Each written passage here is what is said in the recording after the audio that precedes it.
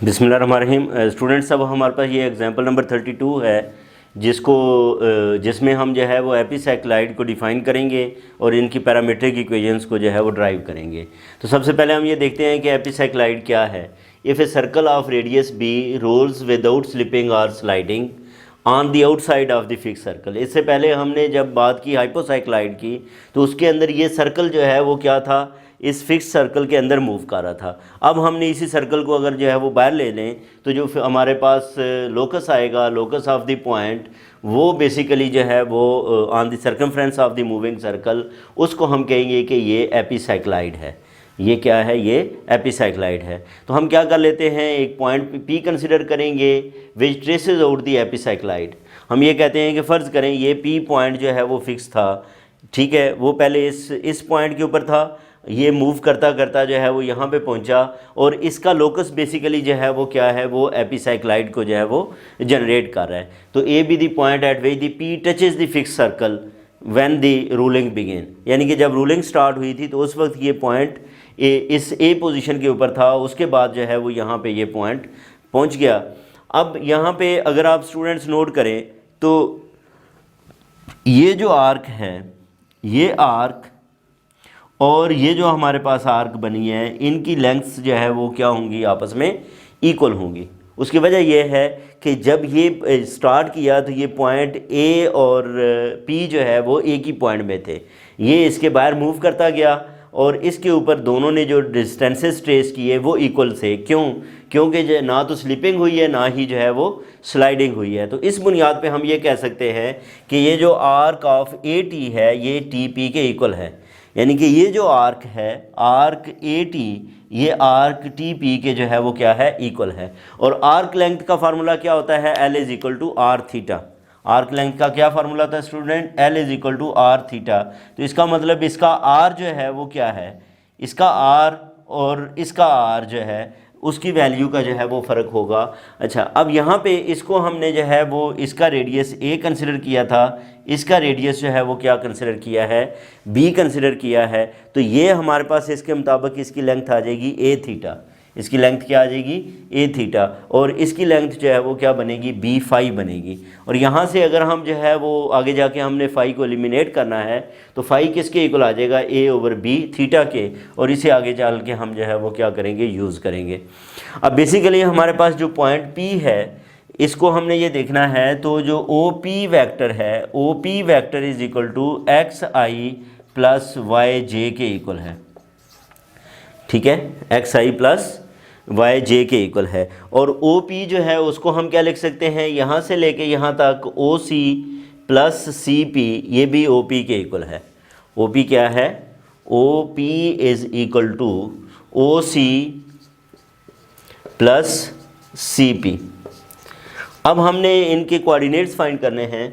ओ सी देखें तो ये लेंथ यहाँ से लेके यहाँ तक स्टूडेंट लेंथ ये ए है, यहाँ से लेके यहाँ तक लेंथ ये बी है। तो ये जो टोटल लेंथ है इसकी, यानी कि ओ सी की जो लेंथ बनती है, O C vector length that is equal to a plus b है। इससे पहले वाले केस में ए माइनस बी बनी थी क्योंकि सर्कल उसके अंदर बन रहा था। अब जो है ये क्या बन गई है, ए प्लस बी आ गई है। अब हमने उसी तरह जैसे वहाँ पे जो है वो इसके कोऑर्डिनेट्स लिखे थे, इधर भी जो है वो हम इसके कोऑर्डिनेट लिखेंगे।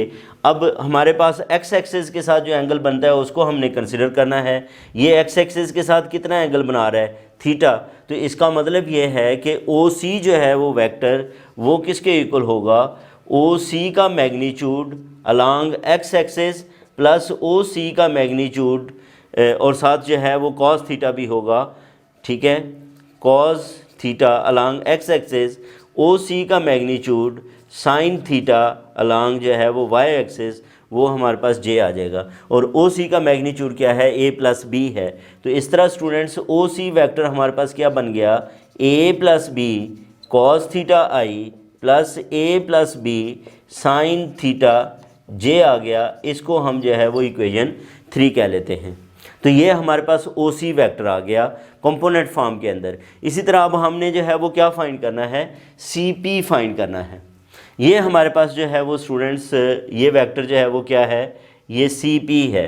और इस सी पी वैक्टर को देखें तो यहाँ से लेके यहाँ तक जितना एक्स एक्सिस के साथ इसका एंगल बनता है वो हमने लिख लेना है।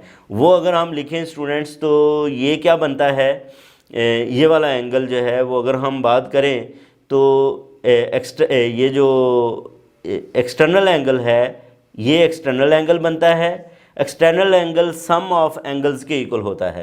एक्सटर्नल एंगल क्या होता है, यहाँ से लेके यहाँ तक पाई, और बाकी ये वाला एंगल जो है वो क्या बन जाएगा, फाई प्लस थीटा के या थीटा प्लस फाई के, थीटा प्लस फाई के। ये बेसिक ज्योमेट्री का जो है वो रूल है कि एक्सटर्नल एंगल इंटरनल एंगल्स के सम के इक्वल होता है। तो इसका मतलब ये वाला एंगल थीटा प्लस फाई हो गया और ये बाकी एंगल जितना भी बचा है वो पाई के इक्वल है, स्ट्रेट एंगल है। तो इस तरह ये हमारे पास क्या आ जाएगा, pi plus theta plus phi. इसका एंगल जो है वो एक्स एक्सिस के साथ क्या आएगा, pi plus theta plus phi. ये एंगल जो है वो बनेगा, ये देखें यहाँ से लेके यहाँ तक ये एंगल आता है। उस केस में हमारे पास ये 2 पाई में से हमने थीटा प्लस फाई को जो है वो क्या किया था, माइनस फाई माइनस थीटा को माइनस किया था। अच्छा, अब यहाँ पे ये देखें स्टूडेंट्स, अब हमें बेसिकली क्या लिखना है, हमें लिखना है ये हमने CP लिखना है। ठीक है, क्या लिखना है, CP। और CP की लेंथ जो है वो हमारे पास क्या है, वो B है। CP की लेंथ जो है वो किसके इक्वल है, वो B के इक्वल है। तो इस B लेंथ को जो है वो हम लिख लेते हैं।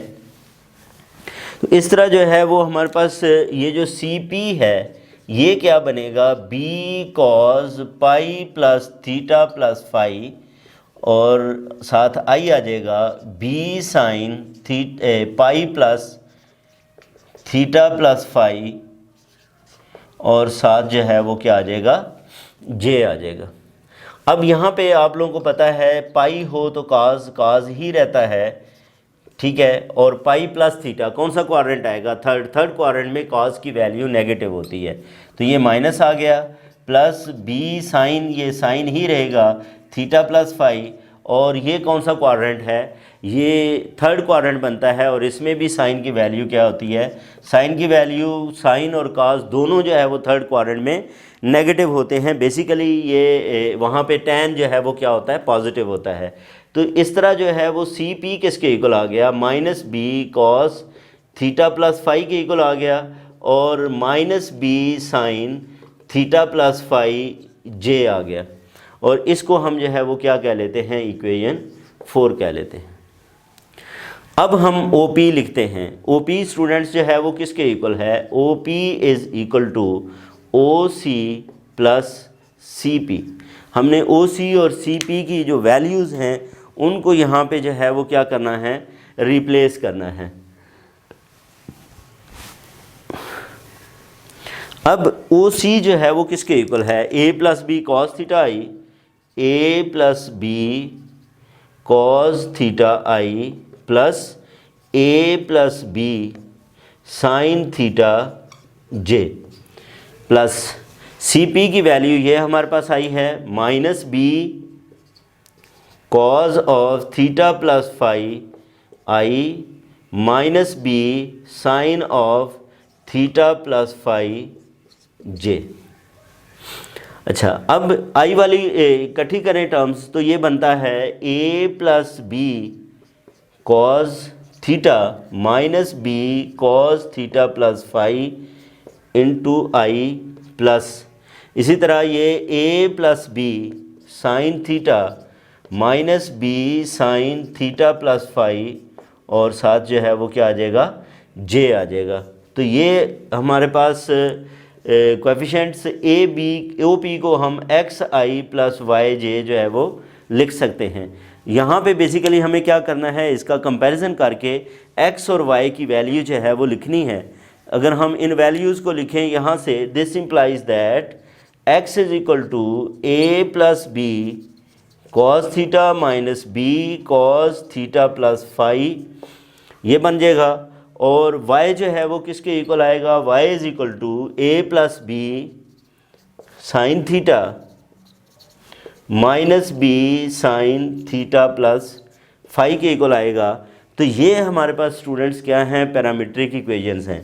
फिर हमने फाई की वैल्यू यहाँ पे फाई की थी कि फाई किसके इक्वल है, A ओवर B थीटा के इक्वल है। फाई जो है वो किसके इक्वल है, ए ओवर बी थीटा के इक्वल है। तो वो हम वैल्यू यहाँ पे क्या करते हैं, पुट कर लेते हैं। तो थीटा प्लस फाई फिर किसके इक्वल आएगा, theta plus a over b theta.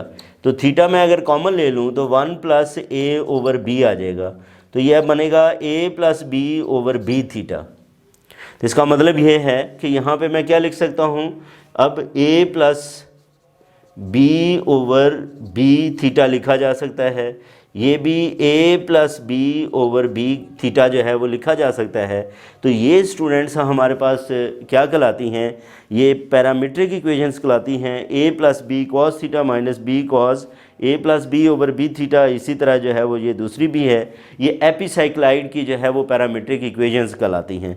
अब स्टूडेंट्स अगर हम ये करें कि ए को बी के इक्वल जो है वो पुट कर लें, स्पेसिफिक केस में अगर हम पुट करें A is equal to B, तो फिर हम ये देखते हैं कि यहाँ पे हमारे पास इसकी क्या फॉर्म आ जाती है।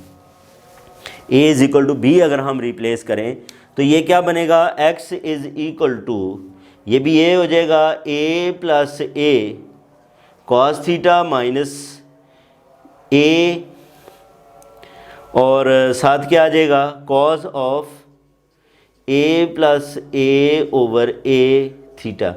इसको सिंप्लीफाई करें तो 2a कॉस थीटा माइनस ए से कैंसिल हो जाएगा, 2a तो ये कॉस 2 थीटा, यानी कि x किसके इक्वल आ गया, 2a cos theta minus a cos 2 theta के। ये हमारे पास x की वैल्यू है।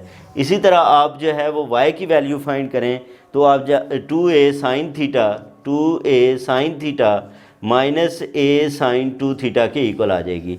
तो ये हमारे पास स्पेसिफिक केस में पैरामीट्रिक इक्वेशंस आएंगी when both the circles are same. जब दोनों सर्कल्स जो हैं वो सेम हैं तो उस सूरत में स्टूडेंट्स इसकी जो फिगर जो है वो बनती है, वो फिगर जो है वो इस तरह इसकी जो है वो फिगर बनेगी, ये वाली जो है। तो ये क्या कहलाएगी, ये हमारे पास इसको हम कहेंगे दैट इज़ दी एपिसाइक्लाइड। तो ये हमने स्टूडेंट्स इसके अंदर जो एग्जांपल्स थी 29, 30, ये 31, 32, ये 4 एग्जांपल्स हमने की। बेसिकली इसके अंदर पैरामीट्रिक इक्वेशंस को हमने डिफ़ाइन किया, फिर बताया कि साइक्लाइड क्या होता है और उसकी पैरामीट्रिक इक्वेशंस फाइंड की। फिर इसके बाद जो है वो हाइपोसाइक्लाइड क्या होता है उसकी पैरामीट्रिक इक्वेशंस फाइंड की। फिर एपिसाइक्लाइड क्या है और उसकी पैरामीट्रिक इक्वेशंस जो है वो फाइंड की। इसके बाद हमारे पास एग्जांपल आएगी 33, वो नेक्स्ट वीडियो के अंदर डिस्कस करेंगे। अपना ख्याल रखें, अल्लाह हाफिज़।